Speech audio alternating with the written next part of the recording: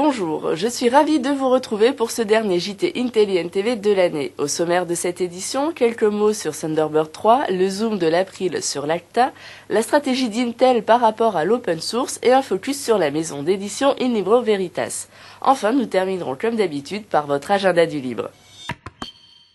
Thunderbird 3 poussé par l'administration française. Thunderbird, logiciel de messagerie équivalent d'Outlook, vient de sortir sa version 3 le 8 décembre. Un des contributeurs essentiels à cette version est la gendarmerie nationale, notamment en termes de sécurité. Thunderbird sera aussi déployé par la DGFiP sur 130 000 postes. Selon les principaux intéressés, ce sont des raisons de coût et d'harmonisation qui ont conduit celle-ci à choisir la solution libre en remplacement d'Outlook et Lotus Notes. Enfin, le ministère de la Défense va migrer 200 000 postes vers le client de messagerie suite à la directive définissant les règles de la messagerie électronique de la DGA, Délégation Générale pour l'Armement. Ces différentes annonces montrent une fois de plus que les administrations françaises sont des soutiens essentiels au développement du libre en France. ACTA, menace pour les libertés numériques.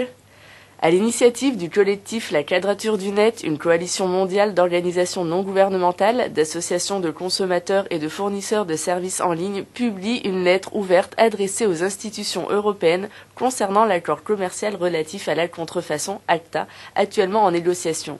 L'April fait partie des premières organisations signataires de la lettre ouverte. L'association s'inquiète tout particulièrement des conséquences que pourrait avoir cet accord sur l'économie numérique et la société de la connaissance. Rendez-vous sur les sites de l'April et de la Quadrature du Net pour en savoir plus. Intel et l'open source. Paul Guermont-Pré, développeur et responsable de l'harmonisation des développements Europe et Moyen-Orient chez Intel, nous a accordé une interview sur l'open source au sein de sa société. Dans cette interview, on apprend notamment qu'Intel teste ses prototypes de processeurs et de cartes mères avec des solutions open source, car celles-ci permettent une forte indépendance d'un point de vue commercial et juridique. Mais l'investissement d'Intel ne se limite pas à des facilités techniques et commerciales. L'entreprise a ainsi développé sa propre plateforme Linux mobile pour MID, appareil Internet mobile en français. Ce choix technologique n'est pas neutre et participe à positionner Linux comme technologie majeure sur un marché particulièrement innovant et compétitif. In Libro Veritas. Vous retrouverez sur notre site une interview de Mathieu Paschini, le fondateur de In Libro Veritas. Il s'agit d'une maison d'édition fondée en 2005 qui propose des contenus littéraires en licence libre.